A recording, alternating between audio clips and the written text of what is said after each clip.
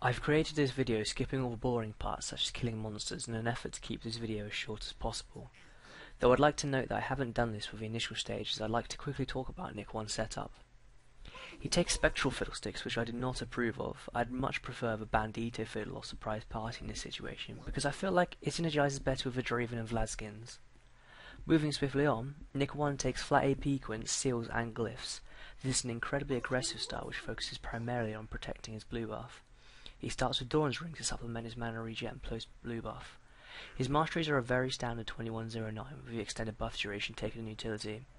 This is what you'll find most solo queue junglers taking with Fiddlesticks because it offers high amounts of damage. He doesn't need any defense because he takes little damage from monsters and he'll buy a Zonya to survive fights. Talking more generally about his playstyle, you note that he goes Wolves Blue, Wraith Red. He does this because he doesn't look to gank a level 3, therefore rushing red buff is not necessary. After taking Golems post red buff, he'll almost always recall and buy boots and a ward. Speaking from personal experience, I find it very tough to gank with Fiddle without boots because people will simply walk away from you before you can use your CC. Nikkone will also look to gank every time his Crowstorm is off cooldown, normally positioning himself with gank just as a cooldown comes up. Because of this long cooldown, this offers the most efficient way to gank effectively. Briefly explaining why I chose Nikkone is also a good idea, I feel. He's arguably the best NA jungle Fiddlesticks. He's currently challenger in solo queue and almost only plays Fiddlesticks. If he can't jungle with him, then he tries to take Fiddlesticks as a support. I've also put a link to his stream in the description. In terms of itemization, he almost always goes to Zonias first and then builds some hard AP from there, which includes Rabadons and Lindary's Torment. You'll notice the video skips from scene to scene because it is mainly covering his ganks. We move on to Nikkone's first gank of the game. He's level 4 and has both buffs. You'll see bot lane is incredibly pushed as an optimal way to gank from behind. He places a ward in that brush so he can spot a counter gank. This is an incredibly important ward because it alerts to the team that Jarvan is in fact coming down. He tells his team to focus Sona as she is the easy kill. MF is not because she has a cleanse. Whilst Burning Cleanse is good, a First Blood is better. You can see right now that Jarvan is coming with a counter gank. I submit to you that Nikkone and the Taric player actually messed this gank up. I'll let you watch it first and then I'll add my analysis. Whilst they get for First Blood, Nikkone makes a huge error. If we watch it in slow motion again, you can see exactly what went wrong. Nikkone walks up too closely to Sona and does not apply the red buff with his auto attack. Taric exhausts MF, which is also a mistake because Fiddle is in no danger of dying and he should have saved the exhaust for later.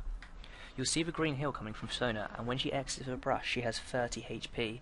Had Nikkone simply auto-attacked before using a Terrify, Sona would have died due to his auto-attack damage and the 18 true damage from Reb. Because he didn't do this, both he and Taric blow flash to secure the kill.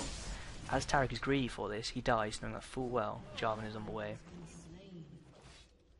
This is a really creative gank. Nikkone utilises the line of sight to his maximum advantage. He banks on the fact that MF will choose Taric looking for a kill. He Crowstorms just out of sight, and when MF does see him, it's too late.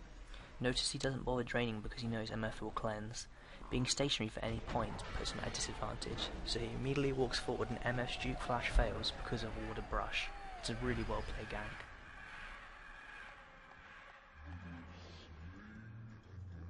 Despite the fact that Jarvan knows Fiddle is about, he underestimates the distance Fiddle can gap close with ult and flash, so he still goes for the kill. Personally, I would have terrified Jarvan and only Dark Winded Nidalee. This probably would have resulted in a double kill as you cannot flash or pounce away when you're silenced. That said, it's hard to micro this in the spur of the moment.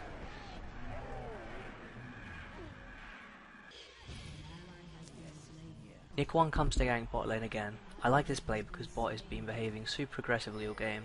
The area I circled is the area he Crowstormed to. I personally think that the area I point to with my arrows is a superior place to ult because it allows you to get behind MF, allowing you to begin draining earlier.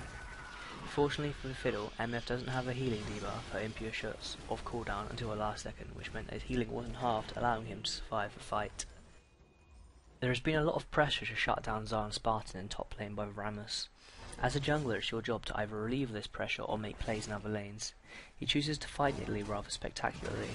He tracks her movements and immediately flashes with the Nidalee, which meant she wasn't able to further pounce away. Nikkone chooses to make a play in the mid lane. He ults into the lane and instead of opting to drain straight away, he begins to run forward, hitting as many champions as he can with his AoE. Considering Sona is going to die, this is certainly the best option. Whilst Rammus cancels his drain with his taunt, it matters very little. It's plays like these which enable you to take global objectives such as barons and towers.